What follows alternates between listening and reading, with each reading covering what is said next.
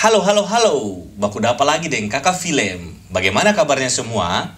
Masih bingung main biji lato-lato? Sudah, nonton kakak film saja. Film ini berkisah tentang seorang perempuan indigo yang harus mengalami patah hati karena kemampuannya ini. Ia pun pergi berlibur untuk melupakan mantannya. Tak disangka-sangka saat healing ini mantannya mengajak untuk rujuk kembali. Bagaimana cerita lengkapnya?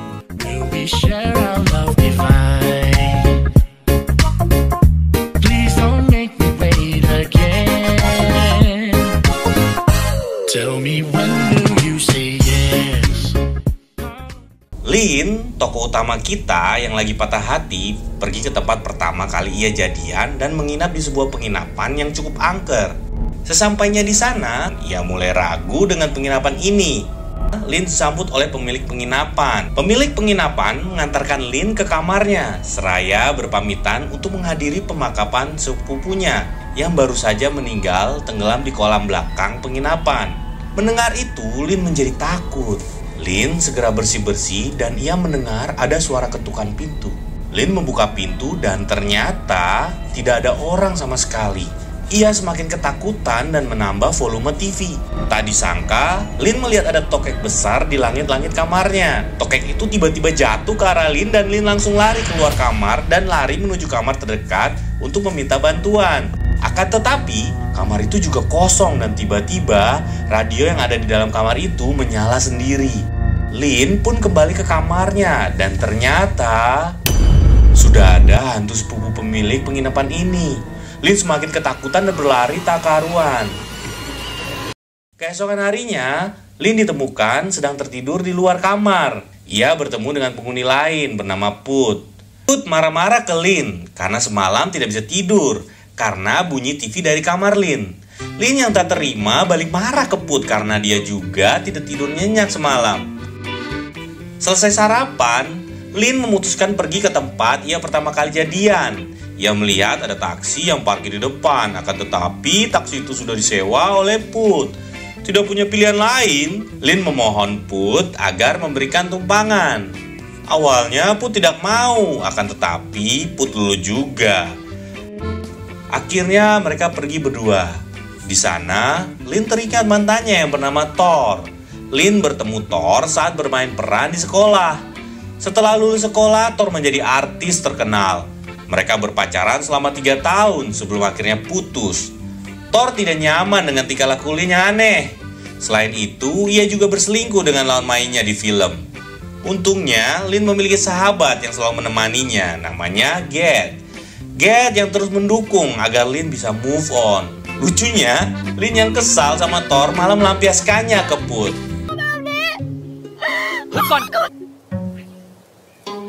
Sepulangnya dari bukit, Lin diantar ke terminal. Akan tetapi, Lin tidak mau pulang dan meminta Put untuk mengajaknya.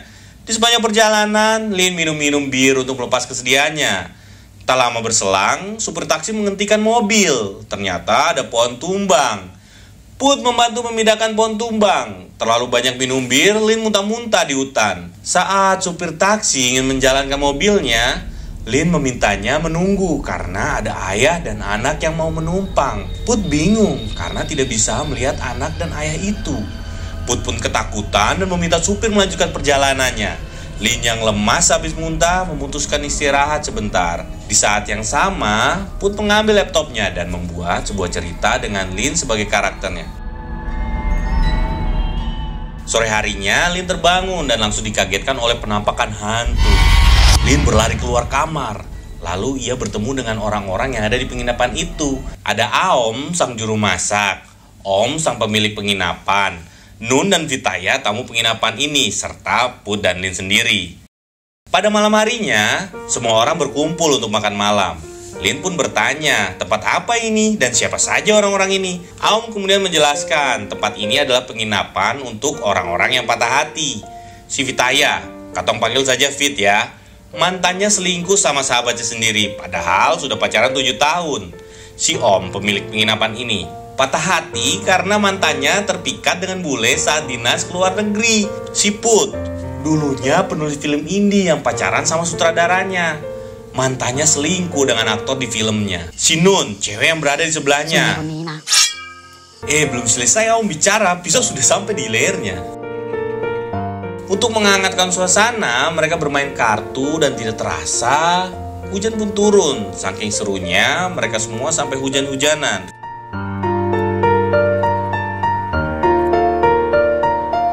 Keesokan harinya, Lin yang bangun tidur dikagetkan dengan sosok hantu yang kemarin. Hantu ini semakin dekat dan berkata kepada Lin, "Berikan aku sesajen." Lin kemudian lari dan bertemu Aom dan Put.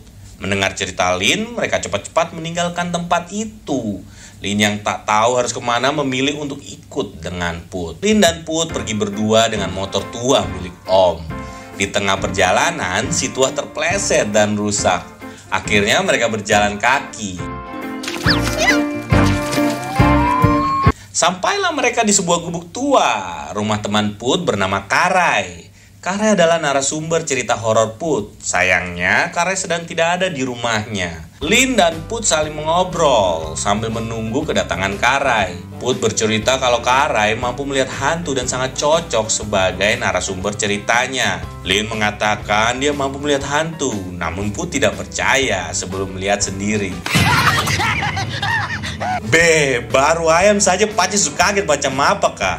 Oke, lanjut. Put meminta Lin membersihkan diri dan memberikan baju Karai yang masih tertinggal di jemuran. Setelah bersih-bersih, Lin terlihat sangat cantik yang membuat Put terpesona. Tak lama berselang, Lin sakit perut dan ingin buang air. Put menyuruh Lin untuk mengambil cangkul. Saat ingin mengambil cangkul di gudang, Lin sangat kaget karena menginjak sesuatu yang ternyata adalah jenazah Karai. Lin pun berteriak dan lari menemui Put. Lin semakin terkejut ketika Karai tiba-tiba muncul. Lin mencoba berkali-kali mengatakan ke Put bahwa Karai sudah meninggal. Akan tetapi, Karai selalu berhasil memotong pembicaraan ini. Seperti biasanya, Karai menceritakan kisah horornya. Kali ini, ia menceritakan cerita hantu siul yang langsung diketik oleh Put. Lin minta izin untuk pipis ditemani Put agar Lin bisa mengatakan tentang Karai yang sesungguhnya. Sesampainya di luar, baru saja Lin mau berkata tentang Karai, tiba-tiba Karai sudah muncul entah dari mana asalnya. Akhirnya mereka kembali ke rumah dan mereka pun tidur. Keesokan harinya, Put terbangun dan melihat rumah itu kosong tanpa Karai dan Lin. Put mencari-cari dan sampailah dia di gudang. Put yang terjatuh tanpa sengaja menimpa jenazah Karai. Put pun histeris dan berlari menjauh dari gudang itu. Akhirnya ia bertemu dengan Lin. Mereka berdua berlari ke arah hutan. Setelah berlari cukup jauh, mereka kehausan dan harus mencari sumber air. Akan tetapi, ternyata sungai yang mau mereka ambil airnya itu dipenuhi lintah. Mereka berlari menghindari serangan lintah-lintah darat. Lintah-lintah jahanam itu. Mereka sangat lelah dan kelaparan. Put melihat ada pohon pisang yang sudah berbuah tapi masih belum masak. Mereka bekerja sama untuk mengambil buah pisang itu. Di tengah-tengah mereka makan, Lin melihat ada pohon pisang yang lebih pendek dan buahnya sudah matang. Memang kadang-kadang hidup itu tak seindah pohon pisang. Oke, lanjut. Lin sangat senang untuk pengalamannya hari ini. Mereka yang kelelahan akhirnya tertidur dan terbangun pada saat hari sudah gelap. Di tengah kegelapan, mereka mendengar suara siulan.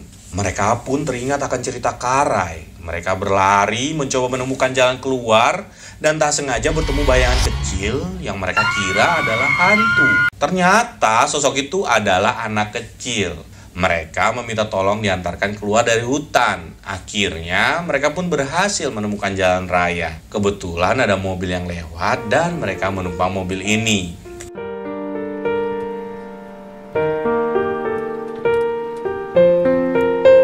Sesampainya mereka di penginapan, mereka disambut Aom yang khawatir akan keadaan mereka. Lin kembali ke kamarnya. Hantu iseng itu kembali datang ke kamar Lin dan Lin pun mengungsi ke kamar Put. Di kamar ini mereka saling mengobrol dan membuat mereka semakin dekat. Lin sempat terpesona karena Putlah orang pertama yang bisa mengerti perasaannya sebagai seorang indigo. Mereka berdua menghabiskan waktu bersama menikmati malam penuh bintang. Tak terasa mereka akhirnya ketiduran dan saat bangun ternyata mereka masih di balkon. Lin dan Put merasa canggung apabila mereka datang bersama. Mereka berusaha terlihat sesantai mungkin agar teman-temannya tidak curiga. Tetapi teman-temannya tetap saja bisa menangkap gelagat aneh dari mereka berdua. Oke, lanjut. Hubungan yang terasa semakin dekat, Lin dan Put berpergian berdua dengan motor yang lebih muda. Put mengajak Lin ke sebuah danau tempat ia biasa menulis cerita. Di tempat ini mereka saling bercanda dan menceritakan kisah horornya. Lin bercerita ada hantu wanita yang sedang mengamati sepasang muda-mudi yang berada di pinggir danau. Penasaran dengan sosok si pria, hantu wanita itu mendekat dan... Mendengar cerita Lin, Put menjadi ketakutan karena seolah-olah cerita itu nyata. Mereka akhirnya pergi meninggalkan danau itu dan melanjutkan perjalanan mereka. Hari-hari berlalu, tak terasa hubungan mereka semakin dekat. Tapi Lin masih sering teringat mantannya. Di sebuah bukit, Put memberikan hadiah ke Lin berupa kalung jimat. Mereka mendengar lagu sambil memandang indahnya matahari terbenam. Terbawa suasana yang semakin hangat, mereka saling berpandangan dan mulai terlibat baku cungkil mulut.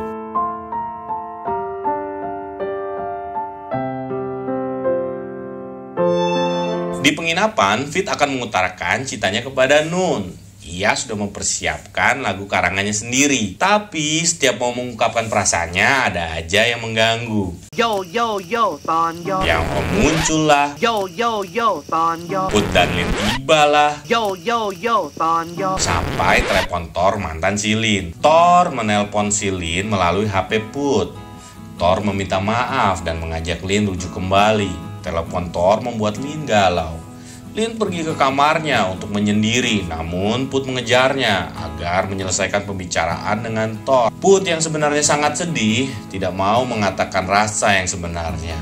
Ia takut Lin merasa bersalah dan tambah bingung akan perasaannya. Put pun pergi meninggalkan penginapan itu.